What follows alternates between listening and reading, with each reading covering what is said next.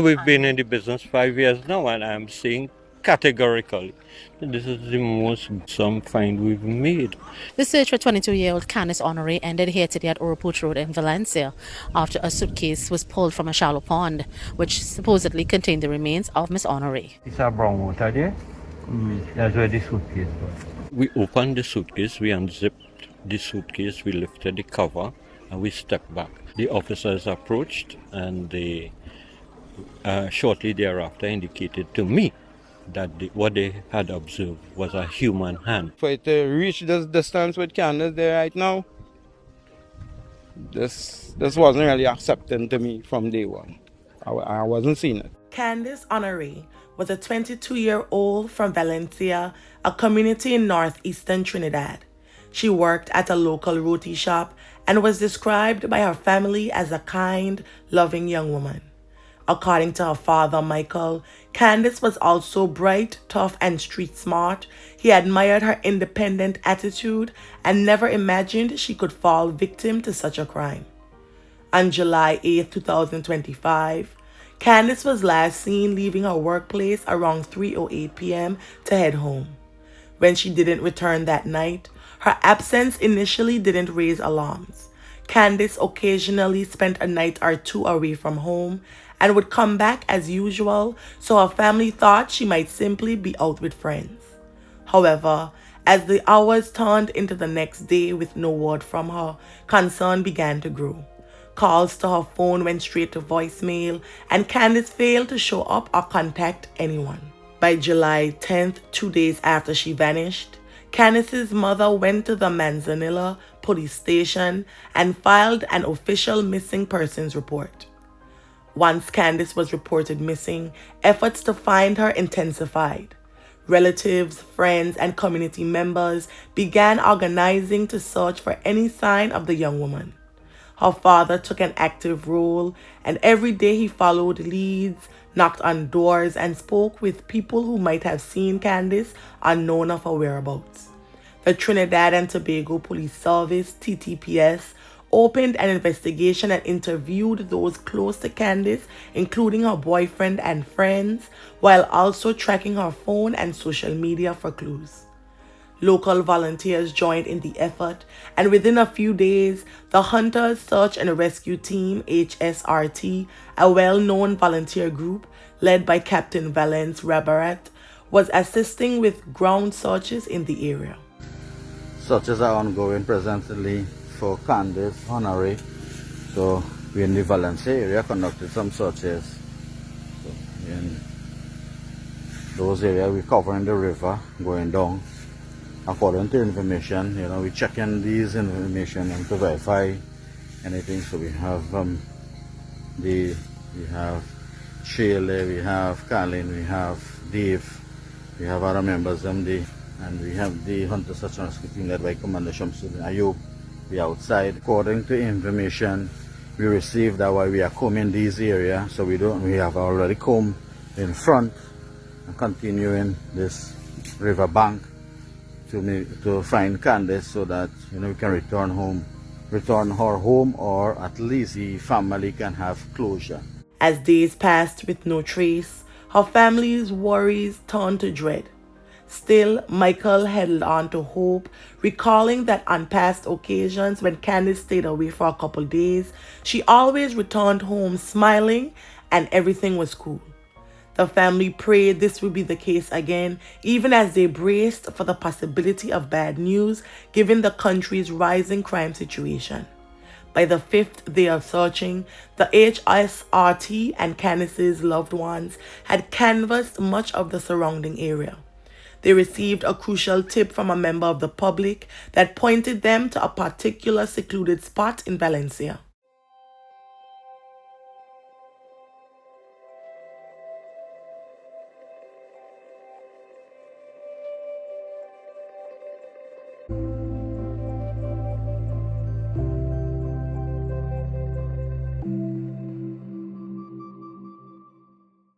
Early on the morning of July 17th, Volunteers shifted their focus to a fenced, overgrown plot of land about 8 miles from Candace's home, which contained a small, murky pond nestled among the bushes.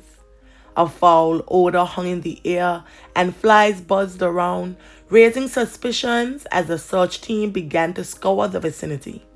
Candace's father was also in the area following up on leads, and by this point he had even spoken to a neighbor about a strange incident involving a suitcase, which at the time, unbeknownst to him, would later be a crucial clue during his door-to-door inquiries. Shortly after 6 a.m., search teams combing the wooded lot in Valencia noticed something unusual in a shallow pond beside the road. Partially submerged about 15 feet from the bank was a large black suitcase eerily out of place in the muddy water. The volunteers immediately alerted the police to the discovery. Officers from the Valencia police post arrived on scene and, using the volunteers' expertise and equipment, carefully directed them to haul the waterlogged suitcase to shore. The stench of decomposition grew stronger as the suitcase was dragged onto solid ground. Under police instructions, the HSRT team unzipped the suitcase, and inside they found multiple bags, both black garbage bags and clear ones, tightly packed within. Peering from a safe distance, an officer spotted a human hand visible through one of the translucent bags.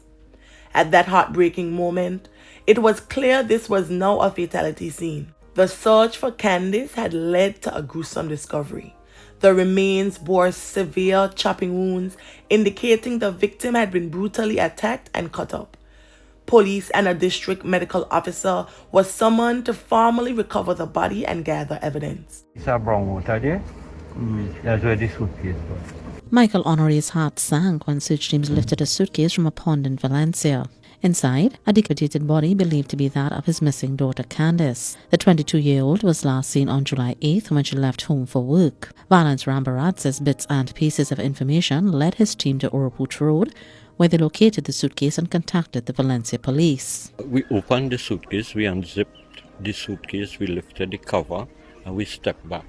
But from our observation, what we saw was black and clear plastic bags inside. The officers approached, and they shortly thereafter indicated to me that what they had observed was a human hand in one of the bags. Her father, Michael Honore, rushed to the area where his daughter's remains were reportedly found. He says in the absence of a positive identification, he has accepted that it is Candace in the suitcase. Michael recalls last interacting with his daughter briefly while in traffic the day before she went missing. I was on a busy note at the point in time, but God knows what He's doing. Put me in place to see that girl at that moment. The senior honoree is still grappling with the loss of his daughter. For it to reach this distance with Candace there right now, this wasn't really accepting to me from day one. I wasn't seeing it. At the family's home, Candace's mother, sister and other relatives were too grief-stricken to speak on camera and remained visibly shell-shocked. They were comforted by Toco Sangre Grande MP Wayne Sturge. Candace's sister told CNC3 News her sister was a victim of domestic violence and would often come home with bruises about her body but never went to the police. Although the identity of the victim could not be immediately confirmed on site due to the condition of the remains, Candace's family was on hand and had provided a description of what she had been wearing and carrying. They strongly believed the body was hers, given that no other similar missing person case fit the circumstances. Investigators noted that the clothing and other personal items found with the remains were consistent with what Candace was last seen wearing. A post-mortem examination was scheduled to officially determine the identity and the exact cause of passing. For Candace's parents, the confirmation that the search had ended in such a devastating way brought a mix of anguish and a grim scene of closure. Their daughter had been found, but not at all in the way they had prayed she would be. With the discovery of Candace's body, attention quickly focused on someone who knew Candace well an ex-boyfriend of hers. In fact, even before the body was found, Candace's family had informed officers about a former relationship that had become abusive and volatile. Investigators initially questioned Candace's current boyfriend as a person of interest, but he was quickly cleared within hours once evidence pointed elsewhere. Suspicion then fell on Michael Moore, a man from the area who had previously been involved with Candace and who, as it turned out, had only recently been released from prison. Moore, aged 27, became the prime suspect in Candace's passing. By the end of that day, the Trinidad and Tobago Police Service publicly named Moore as a wanted fugitive and urged the public to assist with any information on his whereabouts. They warned that he was considered dangerous and should not be approached if spotted. As investigators spoke to witnesses and dug into the timeline, a disturbing narrative emerged of how the assailant allegedly tried to cover up his crime. According to reports from police and local media, Moore's actions after Candace's disappearance unfolded as follows. On the evening of July 8, the day Candace went missing, Moore allegedly ended her at his residence in Sangre Grande. In the hours immediately after, he approached a neighbor to borrow a large suitcase, casually claiming he needed it because he was planning a trip to the sister isle of Tobago. The unsuspecting neighbor lent him a black suitcase, later telling investigators that nothing seemed obviously amiss at the time. Sometime that night, Moore dismembered Candace's body and wrapped the parts in plastic bags. He then stuffed these plastic-wrapped remains into the borrowed suitcase. The next step, according to witness accounts, was to get the suitcase far away from Moore's home. The man hired a taxi driver to take him and the heavy suitcase out of the area, reportedly telling the driver that the suitcase was full of valuable items he was delivering to his mother. As they traveled along the eastern main road toward Valencia, the taxi struggled under the weight of the luggage. On a rough dirt road in Pine Avenue, Moore asked the driver to stop and help him unload the suitcase, saying he would walk the rest of the way. The driver later recalled complaining about the weight, and Moore insisted on dropping the suitcase by the roadside at the out-of-the-way spot. Having left the taxi, Moore was not finished. Later that same night, he allegedly enlisted the help of a local resident in the Pine Avenue area, telling some story to get assistance, and used a wheelbarrow to cart the laden suitcase about 500 feet further into the bush. Under cover of darkness, Moore dumped the suitcase into a small pond. He may have hoped it would sink and never be found. However, the suitcase did not fully sink in the shallow water. It floated just below the surface, hidden from casual view, but still there to be discovered, which is exactly what happened when searchers arrived a few days later. Investigators were later able to corroborate many of these details through witness interviews and evidence. The neighbor came forward to report that Moore had borrowed the suitcase under false pretenses. The taxi driver also gave a statement confirming he transported Moore and offloaded the unusually heavy suitcase along a dirt road at Moore's request. Police even retrieved the wheelbarrow that was used, which had been returned to its owner after the deed. All of this evidence painted a chilling picture of premeditation and attempted cover-up. By the evening of July 17th, law enforcement released his name and description to the public via media and social networks, urging anyone who saw him or knew of his whereabouts to contact the police immediately. Moore had not been seen since shortly after Candace's disappearance, and authorities believed he was actively evading capture. The confirmation of Candace's tragic fate hit her family hard. Her mother, who preferred not to be named in the media, expressed a mix of sorrow and a small measure of relief that at least they now knew what had happened. The mother described her daughter as a very kind, loving person, someone with a good heart who didn't deserve this fate. But she also painfully acknowledged that Candace had troubles in her personal life, particularly when it came to relationships. In the woman's words, Candace had a problem in her choice of partners and wasn't always able to make a clean break. Young men were often drawn to Candace and some became obsessive. She saw a problem with the guys running her down. She used to have a problem just shunning them away, her mother explained, implying that certain ex-boyfriends had difficulty accepting when Candace moved on. Candace's 18-year-old sister Leanne spoke bluntly about those warning signs. She confirmed that one of Candace's ex-boyfriends had been abusive and had threatened her in the past. According to Leanne, this ex, now identified as Michael Moore, was extremely possessive, very much obsessive and stalker-like, and he used to threaten Candace regularly. The family was aware of the danger he posed.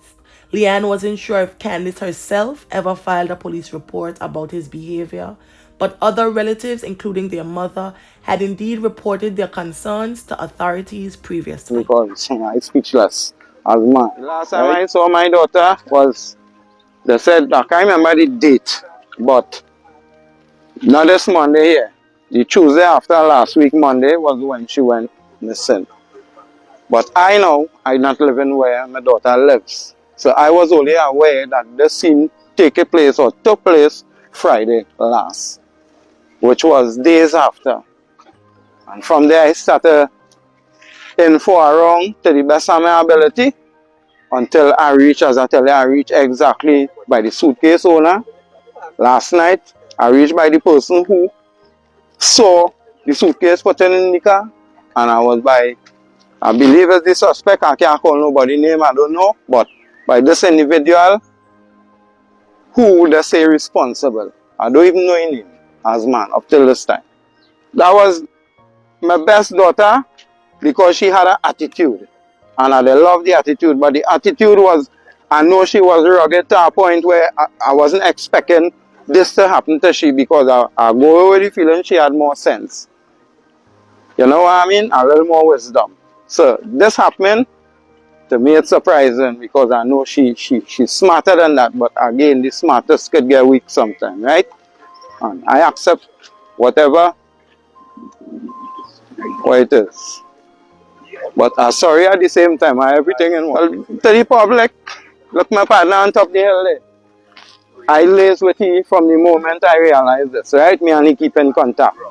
And to everybody else, even though in the back of my head I may have been thinking on the other side, but I didn't send that hope, that discouragement all day, because I was on the better side, feeling good about it, to know we will find she.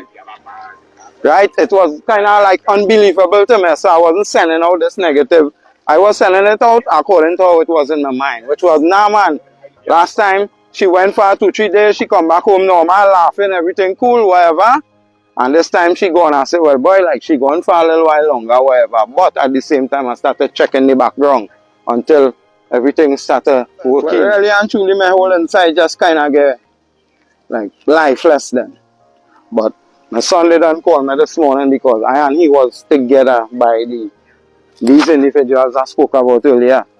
You know, so I know that the back of my head by today, something would have come out of it.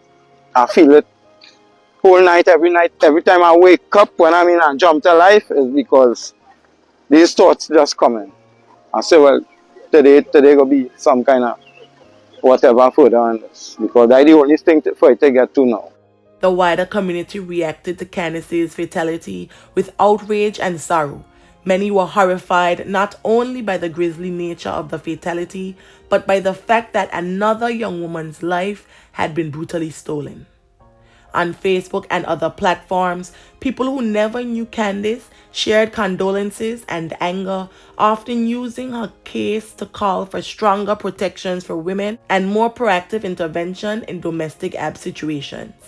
Local leaders and officials also stepped forward in the aftermath. They expressed sympathy on behalf of the community and assured the family that everything possible would be done to capture the perpetrator and bring justice for Candace. As of this video, Michael Moore remains at large and the search for him continues with urgency. May the family and friends of Candace Honore find solace in the happy memories, and may her soul rest in perpetual peace. Thank you.